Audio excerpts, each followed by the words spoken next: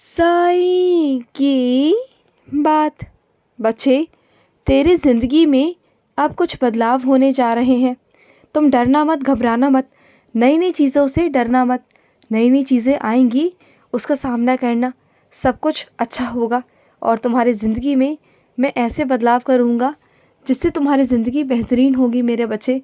तो नई चीज़ों से डरना मत, बल्कि उसे समझने की कोशिश करना, सीखने की कोशिश करना। और जब तुम अपने मन से, दिल से कोई चीज़ सीखने की कोशिश करोगे ना, फिर देखना कि सब कुछ आसान होगा तुम्हारे लिए, सब आसान होगा। तुम्हें एक बेहतर ज़िंदगी देने जा रहा हूँ मेरे बच्चे। मैं दूंगा तुम्हें, ज़रूर दूंगा। और सुनो, जब भी दुखी हो, परेशान हो ना, तो मेरी आँखों में देखना, तुम्हारे साईं की आँखों में देखना। तुम्हें बहुत सुकून मिलेगा, शांति मिलेगी। और तुम्हें मेरे होने का एहसास भी होगा कि तुम्हारा साईं तुम्हारे साथ में है। ऐसा कर कर देखना, देखना तुम्हारी सारी चिंता, सारी परेशानी ना तुम भूल जाओगे जब तुम मेरी आँखों में खो जाओगे। और सुनो, तुम्हारे घर में फल रखे रहते हैं, लेकिन उसके बावजूद ना तुम खाते नहीं हो। पता नहीं क्या हो गया है तुम्हें। चीज़ें हैं तुम्हारे पास, मैं तुम्हें लाकर देता हूँ, लेकिन फिर भी तुम खाते नहीं हो। ये तो गलत बात है ना मेरे बच्चे। ना दूध पीते हो, ना ढंग से खाना खाते हो, ना फल खाते हो, तो कमज़ोर तो होगे ना। फिर कहोगे कि साईं चक्कर आ रहे हैं। फिर तुम्हारा साईं क्या करेगा बताओ?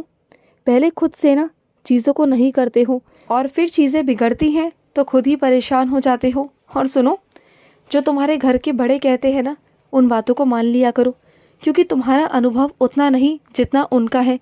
उन्होंने दुनिया देखी है और वो जानते हैं सब मेरे बच्चे। वो जो कहते हैं सही कहते हैं, उनकी बातों को समझा करो। वो जो कह रहे हैं उनकी बातों पर एक बार गौर करो। हो सकता है वो तुम्हारे लिए सही ना हो, जो वो तुम करना चाहते हो। तो सुनो उनकी बातों को, एक बार समझने की कोशिश करो। समझ गए ना? कल को ये ना हो कि तुम्हें करने के बाद पछतावा हो, फिर तुम परेशान हो जाओ। तो पहले अपने घर के बड़ों की सुनो, उसके बाद आगे कदम बढ़ाना। आज तुम कहीं गए थे और तुम्हारा बहुत नुकसान हो गया। मैं जानता हूँ मेरे बच्चे, तुम्हारा नुकसान बहुत गलत हुआ, मैं जानता हूँ। लेकिन चिंता मत करना, जिसने भी तुम्हारा नुकसान किया है ना, वो चैन से सो नहीं पाएगा। मैं सोने नहीं दूंगा उसे। देखो, जिसे एक बार अपनी ज़िंदगी से निकाल दिया हो ना, तो उसे निकाले रहने देना चाहिए।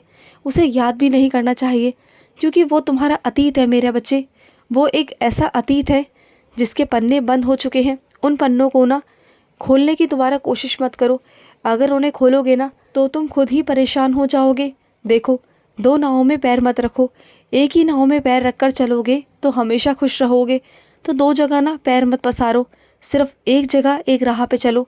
फिर देखो तुम्हें बहुत खुशी मिलेगी। और रही उसकी चिंता की बात, तो उस इंसान की चिंता भी मैं कर रहा हूँ। तुम चिंता मत करो। इस दुनिया में सब कुछ मैंने बनाया है। सब बच्चों की चिंता की जिम्मेदारी मेरी है। मैं सबको देख लूँगा, संभाल लूँगा। लेकिन तुम जिनके बारे में सोच रहे थे ना, वो किसी काम के नहीं मेरे बच्चे। उन्होंने ज़िंदगी में ना कुछ करना चाहा है और ना करना चाहते हैं। ऐसे इंसान मेहनत तक नहीं करना चाहते। दो वक्त की रोटी भी वो कमा कर नहीं खाना चाहते। वो दूसरों पर निर्भर रहना चाहते हैं। तो ऐसे इंसानों का कोई ईमान, कोई धर्म, कोई पहचान नहीं मेरे बच्चे। बल्कि मैंने तुम्हें ऐसे इंसान से बचाया मेरे बच्चे, जो तुम्हें हमेशा दुख ही देता, कभी तुम्हें खुशी नहीं मिलती।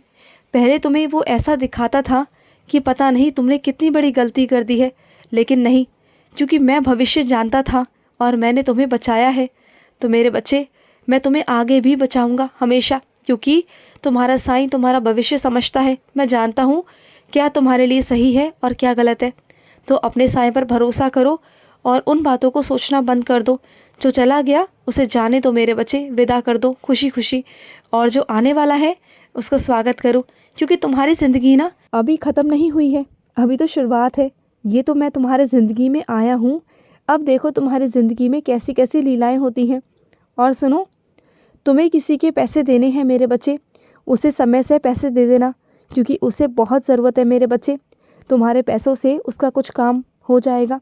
उसका कोई काम ऐसा है जो अटका हुआ है, जो सिर्फ तुम्हारे पैसों से वो हो जाएगा। और जब तुम मेरे चरणों में रखकर उसे पैसे दोगे ना, तो देखना उसके सारे काम अच्छे से होंगे। और ये माध्यम तुम बनोगे, ये सेवा तुम करोगे ना मेरे बच्चे, क्योंकि वो मुझे किसी और रूप में पूछता है। तो बस मैं हमेशा अपने बच्चों का साथ देता हूँ हर रूप में। और क्या बात है मेरे बच्चे, आजकल मेले में घूम रहे हो और तुम्हें झूला झूलने का बहुत शौक है। मैं जानता हूँ मेरे बच्चे, तो झूलो ना, किसने मना किया। वो काम किया करो जिसमें तुम्हें खुशी मिलती हो, जिसमें तुम्हें आनंद आता हो। कभी कभी ना बड़े होकर भी वो छोटे छोटे बच्चों वाली चीज़ें भी कर लेनी चाहिए, जिससे तुम्हारा बचपना कभी मरे ना, तुम्हारे अंदर वो ज़िंदा रहे एक कोने में। क्योंकि अगर बच्चा मर गया ना अंदर का, तो हमेशा इंसान उदास हो जाता है। और तुम्हारे कंधों पर ना बचपन से ही जिम्मेदारी के बोझ आ गए थे। तुमने कभी अपना बचपन जिया ही नहीं ढंग से। लेकिन अब मैं चाहता हूँ कि उम्र कोई नहीं होती मेरे बच्चे शौक करने की, तो करो ना। अब ये मैं तुम्हें मौका दे रहा हूँ, करो जितना मर्जी चाहे ना, हंसो खेलो खुश रहो, जो करना है करो। तुम्हारा साईं तुम्हारे साथ खड़ा हुआ है, किसी चीज़ की चिंता मत करना, कभी कमी नहीं आने दूंगा। और जो तुम्हारे अलमारी में किताबें रखी हुई हैं, उसे कभी खोलकर पढ़ भी लिया करो।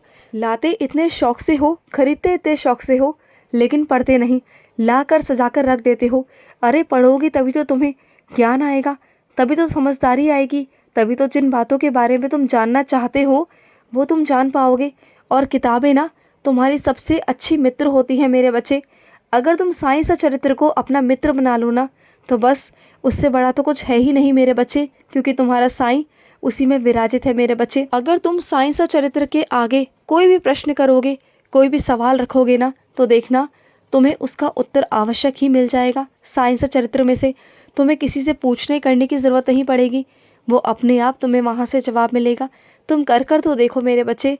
और कुछ मेरे बच्चों को जवाब मिला भी है, उन्होंने किया भी है वही जो उन्हें जवाब मिला, और उनके साथ लीलाएं भी हुई ना मेरे बच्चे।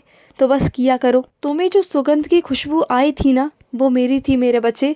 मैं तुम्हारे पास आया था, तुम्हें स्पर्श करने आया था, क्योंकि तुम बहुत परेशान थे और इस वजह से मैं तुम्हारे पास आया था तुमसे मिलने मेरे बच्चे। और तुम बहुत उदास थे, बहुत अकेलापन महसूस कर रहे थे, इसलिए मैं तुम्हारे पास आ गया था मेरे बच्चे। परेशान मत हो। और वो सुगंध ना मेरी ही थी, मैं तुम्हारे पास आया था। तुम्हें मेरे जाने के बाद एहसास हुआ था कि शायद तुम्हारा साईं था, तो हाँ मेरे बच्चे, वो मैं ही था, तुम्हारा साईं था जो मैं तुम्हारे पास आया था मेरे बच्चे।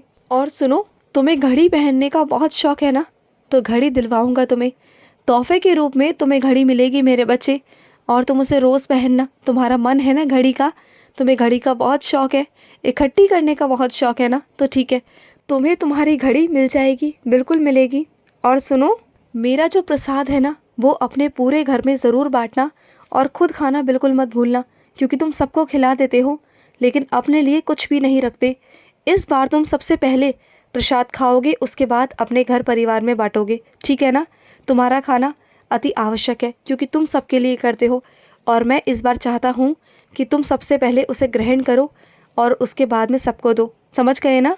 शिरडी आने की इच्छा है ना तुम्हारी, मन में इच्छा रखते हो ना, तो इस बार मैं तुम्हें शिरडी ज़रूर बुलाऊंगा, ज़रूर मेरे बच्चे, और अचानक से ही बुलाऊंगा इस बार, देखना। खुश रहो। आज का साई संदेश समाप्त हुआ।